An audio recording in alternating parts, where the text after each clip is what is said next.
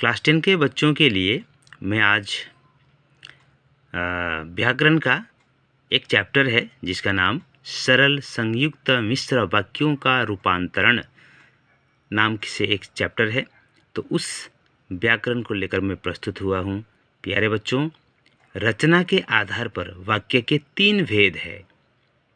पहला भेद साधारण या सरल वाक्य। इसकी परिभाषा है जिस वाक्य में केवल एक ही क्रिया यानी विधेय हो उसे सरल वाक्य कहते हैं। उदाहरण है मैं लिखता हूँ।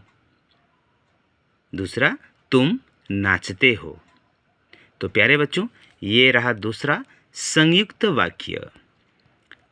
इसकी परिभाषा है जिस वाक्य में 2 या 2 से अधिक स्वतंत्र उपवाक्य किसी योजक यानी कि समुच्चय बोधक अव्यय से जुड़े हो उसे संयुक्त वाक्य कहा जाता है। इसका उदाहरण है मैं पढ़ता हूँ और तुम गाते हो।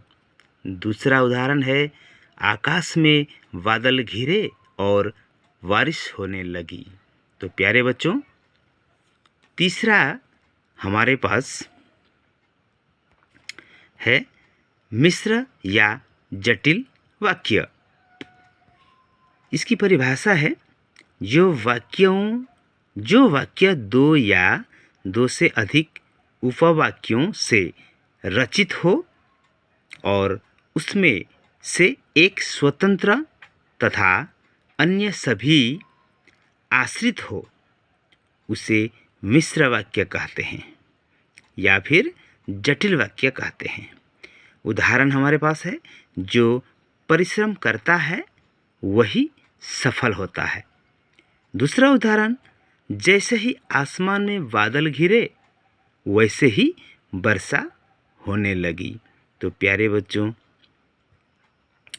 ये 3 वाक्यों के बारे में उदाहरण सहित परिभाषा के साथ उदाहरण सहित हमने प्रस्तुत किया। आप सभी को कैसा लगा? और मैं तो चाहता हूँ कि आप लोग ये सारे चीज़ों को पढ़ के जाएं परीक्षा में, तो आपको कामयाबी हासिल अवश्य मिलेगा। मैं आप सबके सामने और एक लेकर प्रस्तुत हुआ हूँ। देखिए, यहाँ सरल वाक्य से संयुक्त वाक्य में परिवर्तन करना है। तो मैंने कुछ एग्जाम्पल यहाँ पे लिखा है। जैसे पहला है सरल वाक्य में बंदर पेड़ पर चढ़कर झूलने लगा। संयुक्त वाक्य में हम कैसे करेंगे इसको? तो प्यारे बच्चों ध्यान से देखें, बंदर पेड़ पर चढ़ा और झूलने लगा। सिंपल है। दूसरा सरल वाक्य का उदाहरण हमारे पास है मेरे समझाने पर वह तुरंत मान गया। संयुक्त वाक्य में इसको कन्वर्ट करना है। तो मैंने समझाया और वह तुरंत मान गया। दूसरा सरल वाक्य हमारे पास उदाहरण तौर पर है जितने के कारण उसे शाबाशी मिली। तो ये संयुक्त वाक्य में हम इसको इस प्रकार से लिख सकते हैं वह जीता था इसीलिए उसे शाबाशी मिली। तो प्यारे बच्चों, आज के लिए इतना ही। कल फिर मैं दूसरा पार्ट का दूसरा अंक। तो आज के लिए इतना ही। धन्यवाद।